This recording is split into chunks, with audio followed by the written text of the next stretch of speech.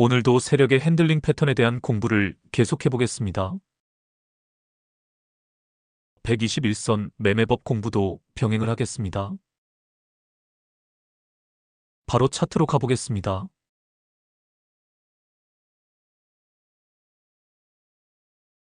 SK스퀘어입니다.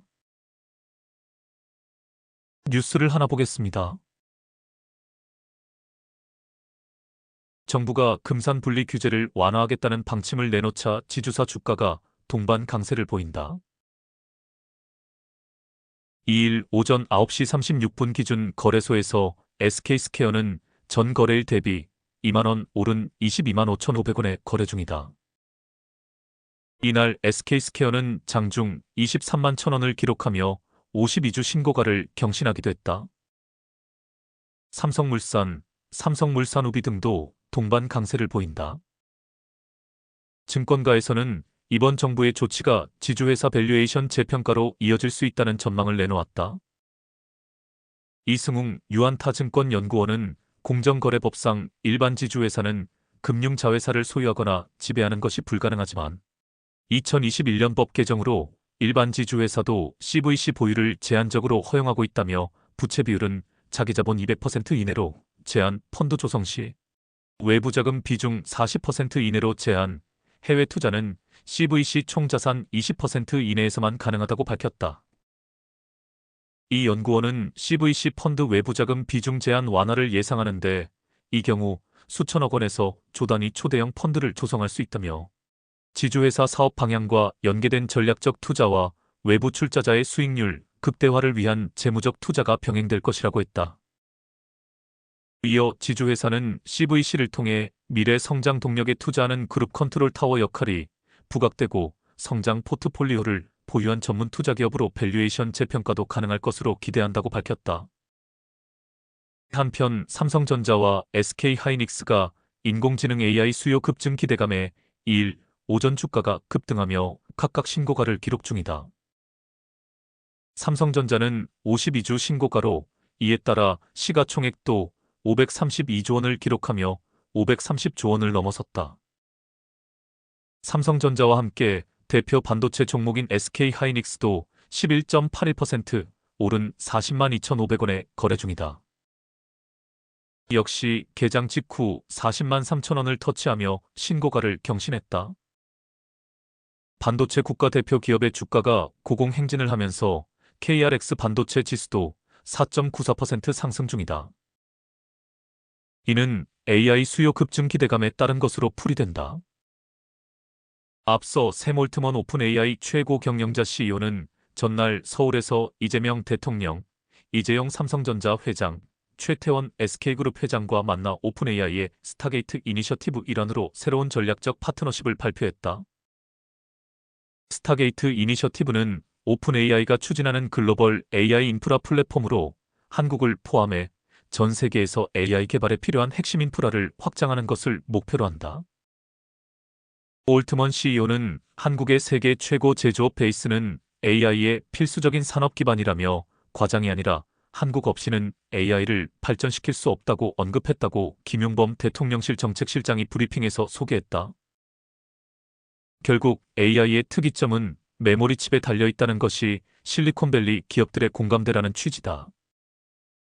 그러면서 올트먼 CEO는 삼성과 SK를 특별한 파트너라 표현하며 인프라 투자를 계속해 우리가 얻은 이득을 돌려주고 싶다고 말했다고 한다. 여기에 전날 미국 뉴욕 증시에서 마이크론 테크놀로지가 8.9% 급등하고 필라델피아 반도체 지수도 2.1% 오른 것도 호재로 작용한 것으로 풀이된다. 한지영 키움증권 연구원은 AI 산업의 구조적인 성장 전망이 관련 밸류체인 전반에 걸쳐 계속 훈풍을 만들어내고 있다며 마이크론 주가가 급등한 것도 AI 수요 급증이 HBM, D램, 낸드 등 메모리 업황의 슈퍼사이클을 만들어낼 것이라는 기대감에서 기인했다고 말했다. 삼성전자와 SK하이닉스가 불기둥을 내뿜자 각 그룹의 실질적인 지주사격인 삼성물산과 SK스퀘어 주가도 상승 중이다. 특히 지주사의 주가 상승은 전날 이재명 대통령이 AI 산업 분야에 한해서는 투자 활성화를 위한 금산분리 등 규제 일부 완화를 검토할 수 있다는 뜻을 밝힌 영향을 받은 것으로 보인다. 김용범 대통령실 정책실장은 이 대통령과 올트먼 CEO의 접견 결과를 브리핑하면서 삼성과 SK 등 국내 관련 기업이 반도체 공장 등의 규모를 키우기 위해 적극적인 투자 유치가 필요한 시점인 만큼 금산 분리 규제를 완화하는 방안을 검토할 수 있다는 것이 이 대통령의 생각이라고 전했다. 이승웅 유한타증권 연구원은 이에 대해 지주회사의 자금 부담을 줄이는 동시에 대규모 펀드 조성을 통해 그룹의 미래 성장 동력에 대한 투자 기회가 확대되고 이는 자본 효율성을 제고하는 효과로도 이어질 수 있을 것이라고 말했다. 더불어 그는 지주회사는 CVC를 통해 미래 성장 동력에 투자하는 그룹 컨트롤 타워 역할이 부각되고 성장 포트폴리오를 보유한 전문 투자 기업으로 밸류에이션 리레이팅도 가능할 것으로 기대된다고 부연했다. 이상입니다. 지난 6월 상법 개정안 이슈가 나온 이후로 저PBR 주식이었던 지주사들의 주가가 거의 모두 큰 시세가 나왔었습니다. 지주사들의 주가가 조정을 한번 받고 다시 2차 상승을 준비 중입니다. 이재명 정부의 정책에 따라 지주사들의 주가는 계속 우상향할 것으로 보입니다. 차트로 가보겠습니다. 일단 파동을 분석해 보겠습니다.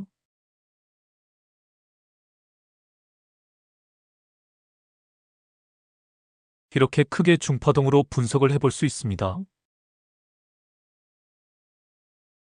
보시다시피 중파동 2파가 미비하게 끝난 것을 알 수 있습니다. 이제 중파동 3파가 시작이 되었습니다. 중파동 3파에서 큰 시세를 기대해 볼 수 있습니다. 121선에 주목해 보시길 바랍니다. 여기까지 오는 과정에서 121선이 포물선을 그리며 우상향하는 그림이 2번 나왔습니다.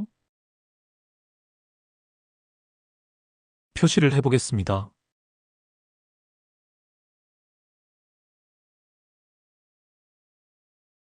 여기와 여기입니다. 하얀 원들에 주목해 보시길 바랍니다. 보시다시피 첫 번째 대세 변곡점에서 큰 시세가 나왔었습니다. 이제 두 번째 대세 변곡점이 시작이 된 상태입니다. 그런데 두 번째 대세 변곡점에서는 바로 치고 가지 못하고 있습니다. 최근 상황에 주목해 보시길 바랍니다. 최근에 발생한 121선의 기울기에 대해 생각을 해보시길 바랍니다. 표시를 해보겠습니다.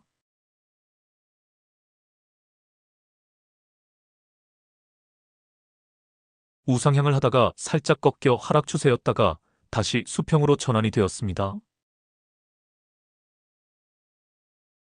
다음 상황을 보겠습니다.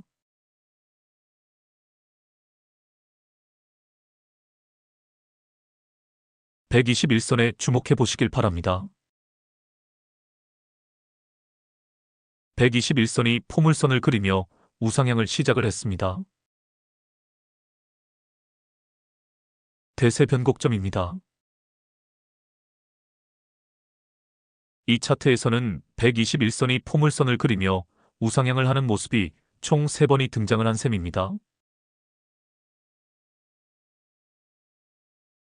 첫 번째 대세 변곡점은 첫 번째 하얀 원 부분입니다.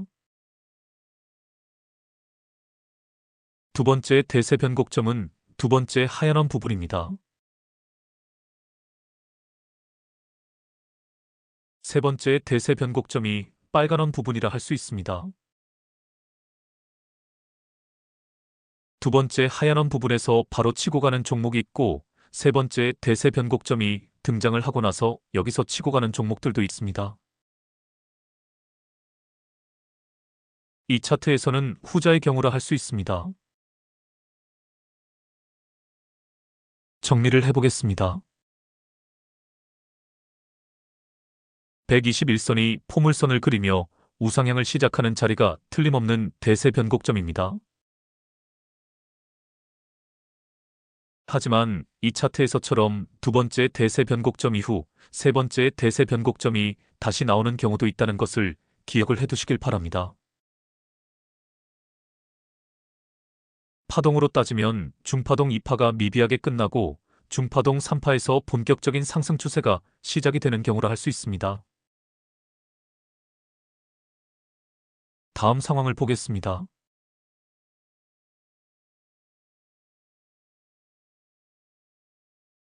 어마어마한 시세가 나왔네요. 이제 중파동 3파가 시작된 자리부터 단계별로 상승 과정을 체크를 해보겠습니다. 차트를 좀 줄여서 보겠습니다.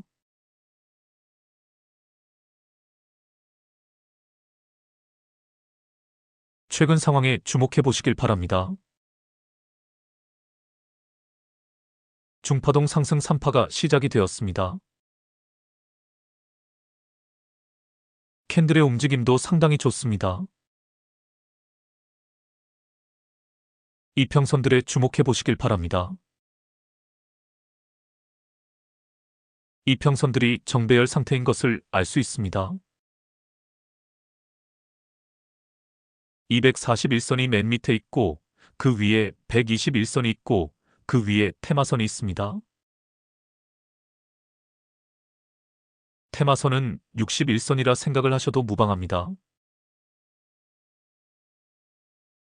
여하튼 이평선들이 정배열된 상태에서 캔들이 241선과 121선을 차례대로 돌파를 하고 있습니다.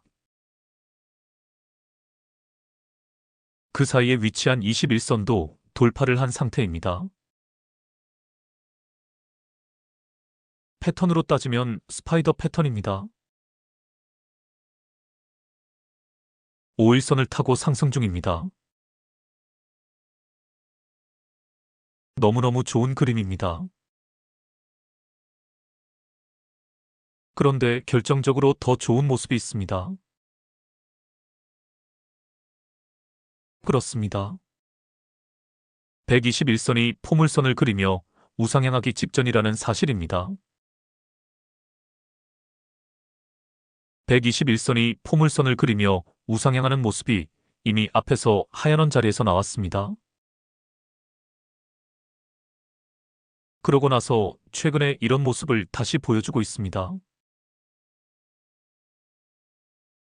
대세 변곡점은 이미 하얀 부분에서 시작이 되었습니다. 그러니까 최근에 121선이 포물선을 그리며 우상향하는 모습을 보이는 것은 일종의 확인사살의 의미를 가집니다. 여기서 121선이 하락 추세로 전환이 되었다면 앞에서 하얀 부분에서 나온 대세 변곡점이 의미가 없어집니다. 앞에서 나온 대세 변곡점이 진짜 대세 변곡점이었다는 것을 여기서 재차 확인을 해준 것이나 다름이 없습니다. 그리고 지금 이 자리가 중파동 3파가 시작된 자리입니다. 중파동 2파가 미비하게 끝이 났기에 중파동 3파에서 큰 상승폭을 기대해 볼 수 있는 자리입니다. 이런 자리가 맥점이 되는 것입니다. 다음 상황을 보겠습니다.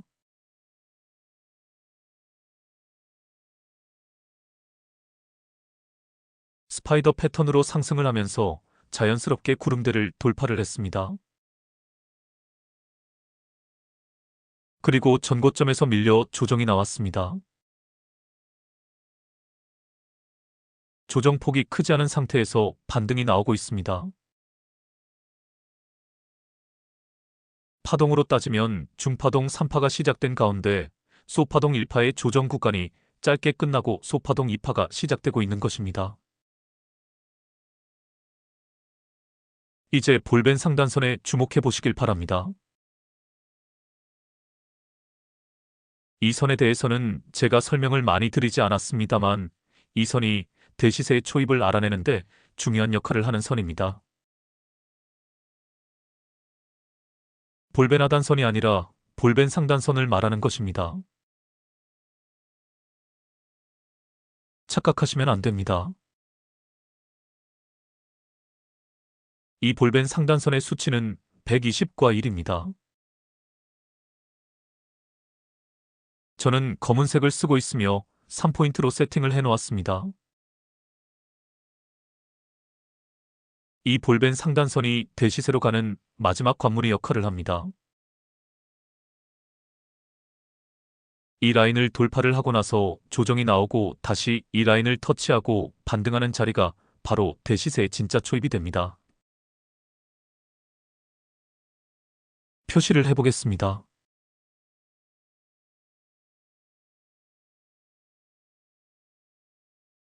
바로 이 모습입니다. 볼벤 상단선을 돌파한 후 눌림에서 반등을 하고 있습니다. 정확히 볼벤 상단선을 터치하고 반등을 하고 있습니다. 대세 변곡점은 이미 앞에서 2번이나 등장을 했습니다. 그러고 나서 여기서 대시세 초입의 신호가 나온 것입니다. 이 자리도 잘 기억을 해두시길 바랍니다. 볼벤 상단선을 돌파한 후 눌림에서 반등하는 자리입니다. 대시세 초입 신호입니다. 다음 상황을 보겠습니다.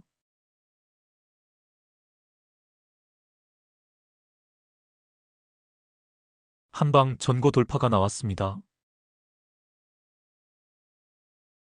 모든 조건들이 완벽하게 구비가 되었습니다.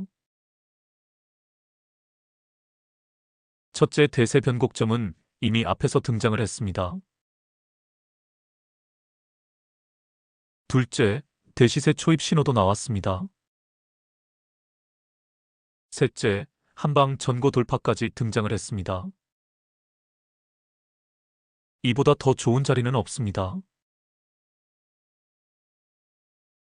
날아갈 수 있는 모든 조건들이 다 갖추어진 셈입니다. 다음 상황을 보겠습니다.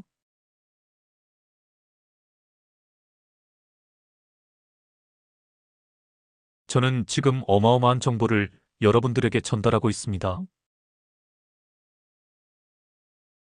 대시세의 초입을 잡아내는 방법에 대해 설명을 하고 있습니다. 이 정보의 가치를 돈으로 환산을 한다면 측정 불가입니다.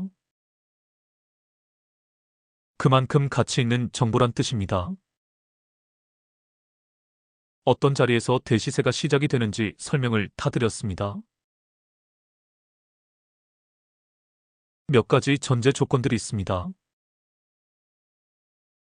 중파동 상승 2파가 미비하게 끝이 나고 중파동 상승 3파에서 시원시원하게 상승을 시작할 것. 121선이 포물선을 그리며 우상향하는 자리, 즉 대세 변곡점이 등장을 할 것. 마지막 관문이나 다름이 없는 볼벤 상단선을 돌파한 후 눌림에서 반등하는 자리, 즉 대시세 초입 시그널이 나올 것.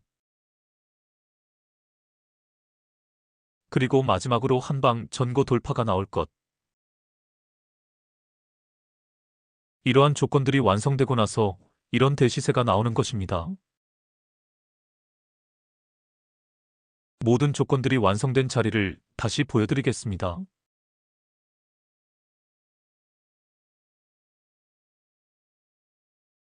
이 자리를 음미를 해보시길 바랍니다. 여러분들의 자산을 2배, 3배로 늘려줄 수 있는 정보가 담긴 자리입니다.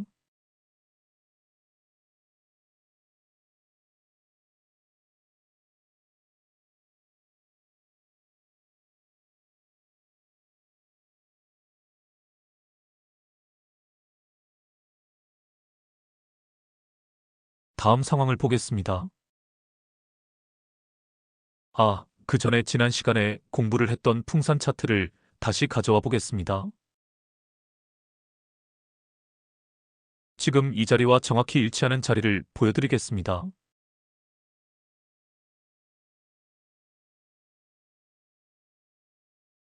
풍산입니다. 일단 121선에 주목해 보시길 바랍니다. 바로 지금 121선이 포물선을 그리며 우상향을 시작을 했습니다.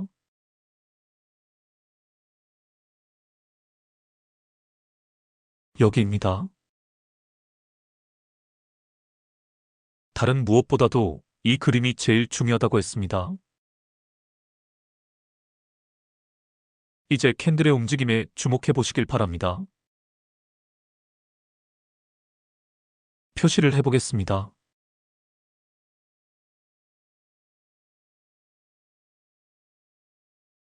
무엇이 보이시나요?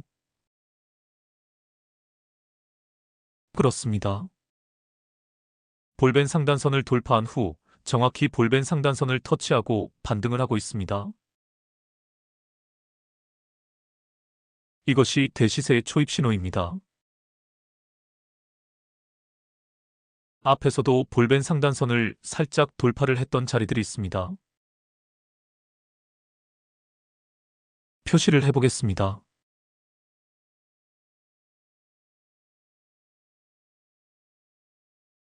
앞에서 두 번이나 볼벤 상단선을 돌파를 했었지만 눌림에서 반등을 한 것이 아니라 줄줄 흘러내렸습니다. 확실하게 앞의 상황과는 달라져 있습니다. 이번에는 돌파 후 흘러내리는 것이 아니라 눌림에서 반등을 하고 있습니다. 이것이 바로 대시세 초입 신호가 되는 것입니다. 다음 상황을 보겠습니다.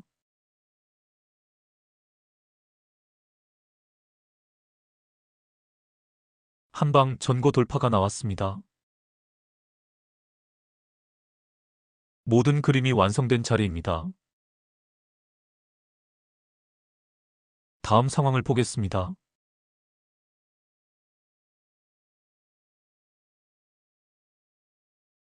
대시세 초입 신호에 대해 확실하게 인식을 해두시길 바랍니다.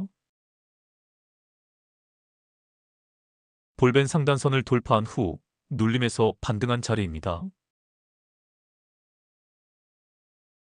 이제 다시 SK스퀘어 차트로 가보겠습니다.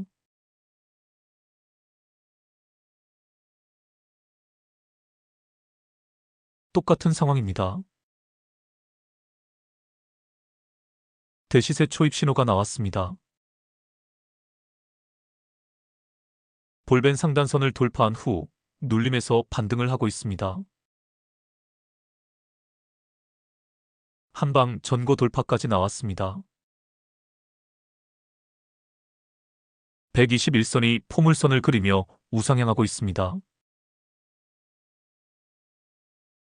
모든 여건이 완성된 셈입니다. 치고 가는 일만 남은 셈입니다. 다음 상황을 보겠습니다.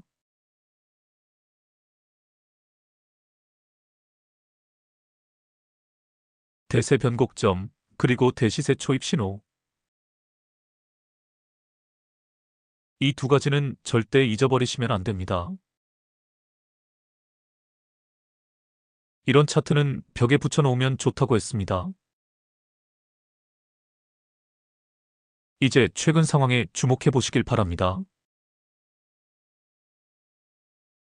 추세가 꺾이고 있습니다. 매도하고 밑에서 다시 잡아야 합니다. 다음 상황을 보겠습니다.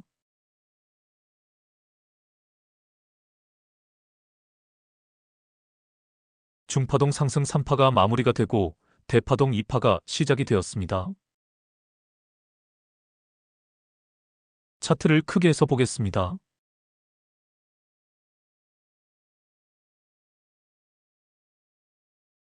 중파동의 추세선을 이어보겠습니다.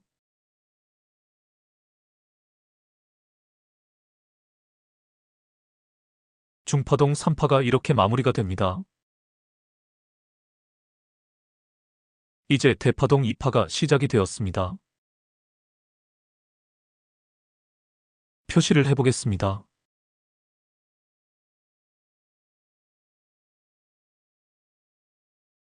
대파동 2파에서는 대파동 1파의 고점을 갱신합니다. 지금 들어가서 대파동 2파의 조정 구간이 등장을 할 때 수익 실현하고 빠져나오면 됩니다. 다음 상황을 보겠습니다.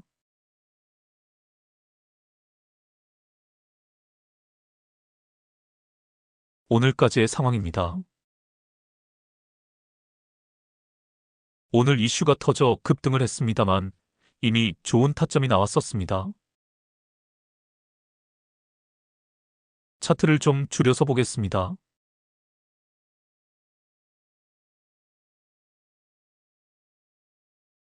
좋은 타점들의 표시를 해보겠습니다.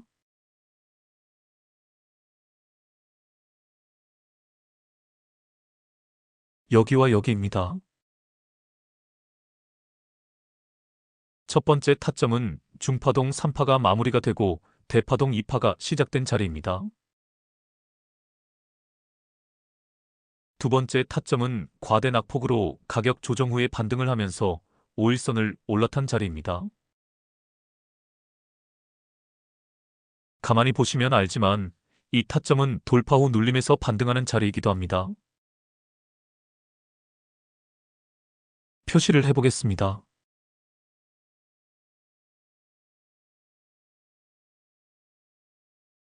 기가 막힙니다. 앞에서 전고 돌파가 나왔습니다. 이후 조정을 받고 정확히 저지발을 터치하고 반등을 한 것을 알 수 있습니다. 저지발을 확인하는 것이 이렇게 중요합니다. 이제 대시세의 초입이 나왔던 자리로 되돌아 가보겠습니다.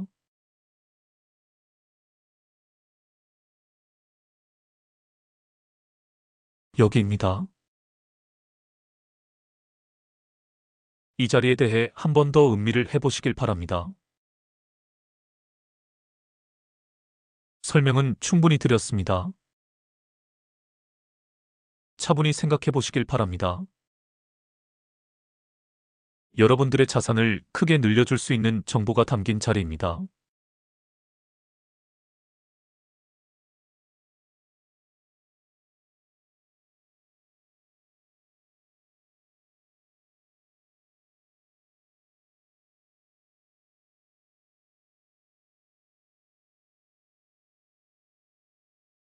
대시세의 초입을 놓치지 마시길 바랍니다. 다음 상황을 보겠습니다.